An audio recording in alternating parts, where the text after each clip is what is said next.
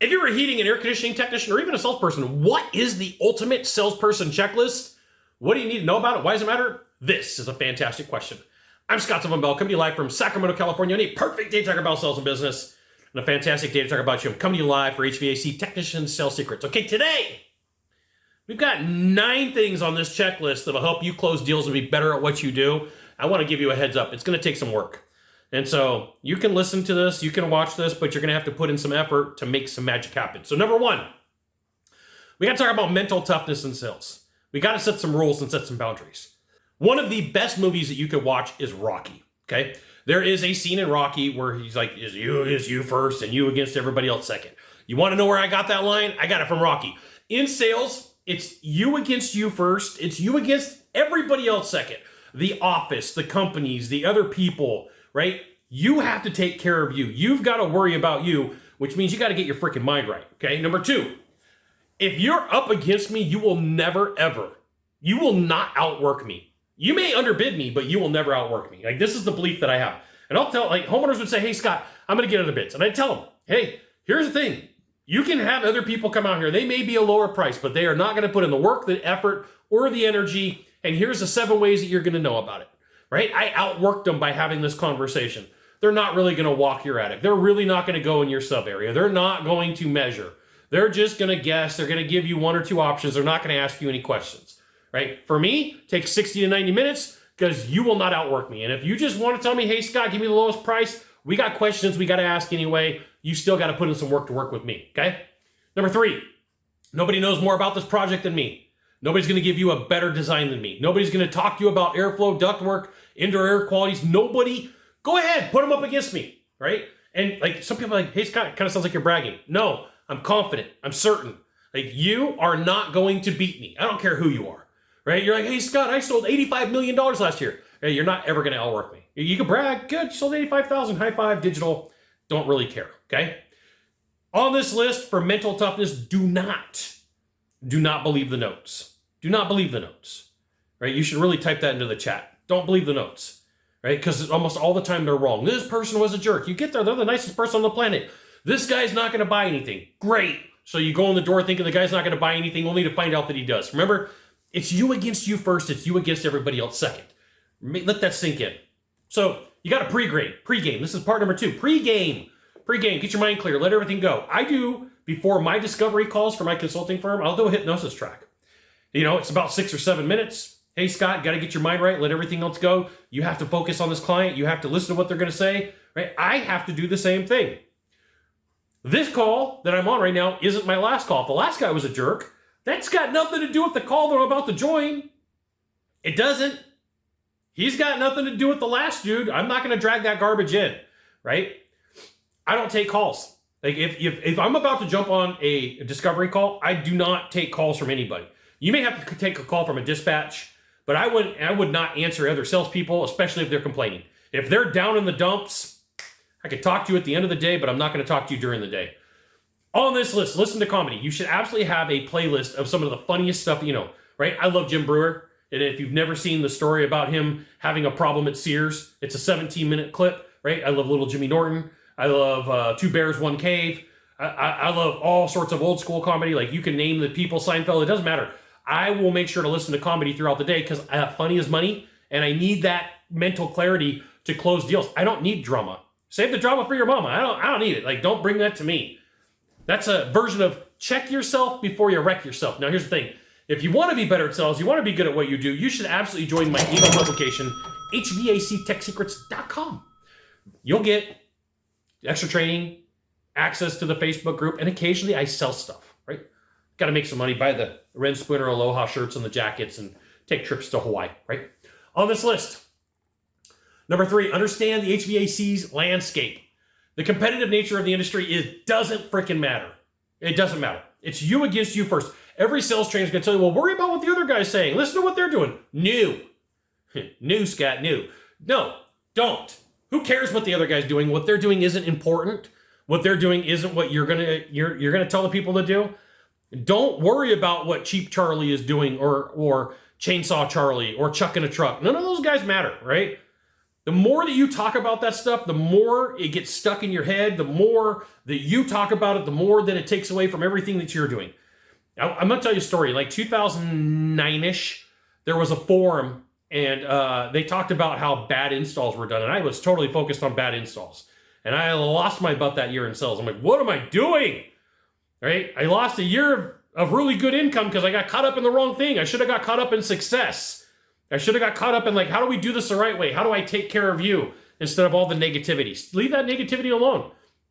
Understand that the importance of building trust and credibility comes from conversation, comes from listening, comes from taking notes.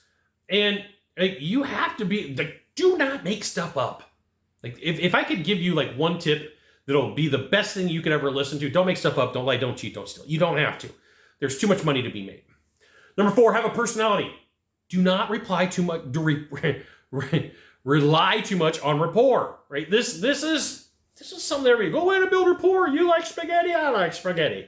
You like Hawaii, I like Hawaii. No, talk about them. Tell me about this picture. You got a good picture here. It looks pretty amazing. Where's it at? Oh, it's Fiji. Cool. Never been. Tell me about it. Oh, when's the best time to go? What's the weather like? What were the people like? Did they say anything cool to you? Did you do anything amazing? Did you get really good pictures? Like, get in their world. Tell me about yourself. Rapport is commonality of me and you. We do the same thing. You breathe, I breathe. You blink, I blink. See how silly that sounds? Right? There is some element to it, but like most people go way too overboard. And I will tell you, you do that to me, and I'm going to be like, listen, I'm more than willing to talk to you, but you got to tone down the rapport building. Like, I'm not one for small talk. Like, we will have a conversation, but like it pushes me through the limit, right? And I'm not every one of your buyers, but I'm going to tell you, I've sat through enough sales presentations with other salespeople to see like, that's where you lost the deal, buddy. You like spaghetti? I like spaghetti. You like meatballs? I like meatballs. Be willing to laugh and have some fun.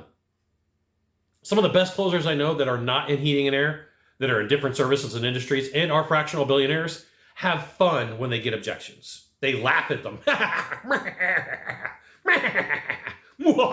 They don't care, right? It's part of their shtick. It's part of what they do. And then you respond, you don't react. So someone's like, hey, I got to think about it. Well, what are you going to think about, right? The response is going to be, well, that's pretty interesting. And then you're going to draw your time out, right? This isn't about speed. This is about having a conversation. You got to get good at the discovery. You got to master the pre-sale preparation. You got to get really good at the discovery. You got to look and see what can be done. You got to take notes. You got to talk to people. And then you come up with a solution based upon what they told you. So it's interesting, like when I go and I read stuff online, occasionally I'll go jump on places. And like, you've got to dominate the sales conversation. It's like all these super masculine words. And you've got to puff up. Now, here's what happens, okay? If I go in and I'm like, I got to dominate the conversation, and I meet with another dude, and he's like, you're not going to dominate me, I'm going to dominate you. And then it's just a war of escalation. What you're thinking about in your call matters, and if you're like, I'm going to push back hard, they're going to push back even harder, and then you're going to push back harder. Like, you got to be aware of escalation. So your active listening skills come in handy, and present a really good idea, like based upon everything that you told me, based upon all that you've seen. Here is why I suggest the XYZ project. And then comes closing the deal. But before you go there, confirm you're the right company. Mr. and Mrs. Smith, I've been here for a little bit. We've talked a lot. What do you think of the company? Oh, you're okay. Well, would you do business with us? Meh. If they give you a meh, we're not talking about money. We're going to figure out what the meh comes from. Where is this coming from? Well, I talked to Jimbo, or we talked to Bubba, and this is what they said about you. I'm like, okay, well, were you looking to confirm that? Did I confirm it? Nah, we got some concerns. Let's talk them through. This is, you don't go to price. Why would you go to price? Like, you're not ready to buy. Well, just give me the price. Like, have you seen enough to make a decision? No, I'm worried about you. Like, why would I do that? Right? You can effectively find a solution. Well, what would you go with? What would you pay? What were you hoping for? Tell me about what you're looking at. Right? And then tell them about what's going to happen is when the guys come out, they're going to put down drop cloths. They're going to clean up any mess that they make. There's going to be a little bit of dust in the air before the job's done. And after they leave, they're going to do everything they can to clean it up. They're going to check your driveway for nails. They're going to check your driveway for screws. They're not going to smoke or drink in your house. They're not going to curse in your house. Right? Whatever script you're on, whatever guarantees you have, there's a lot of companies who have similar guarantees.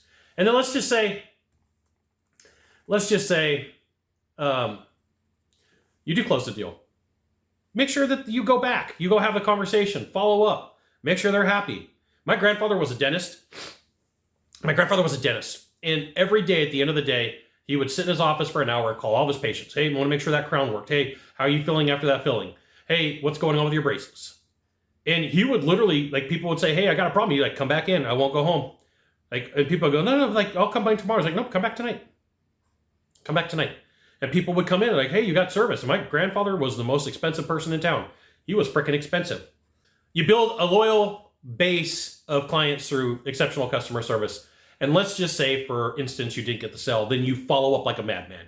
You get to outwork people. Text, email, gifts, messages, dropping by, having the conversation. There's a stat somewhere that says that it takes on average 8 times to follow up to close a deal. Like, most salespeople got half. I was just calling to see what you decided to do and where you're at. Like, hell no. Hey, listen, I'm stoked that, you looked at the platinum package. I'm looking forward to getting that in taken care of for you, right? What remaining questions do you have? What one question would allow for you to buy from me today? Follow up like a freaking madman or a mad woman. Whoever you are, follow up, okay? And some people are going to complain, right? But angry people buy as well. You got one of 3 things to do from here. Just one of 3. Find the subscribe button, click on it, and every time I send out a video, you'll get an update. 2, hit follow. 3, you know what you got to do. Share this video with a friend. We'll see you soon. Thanks for watching.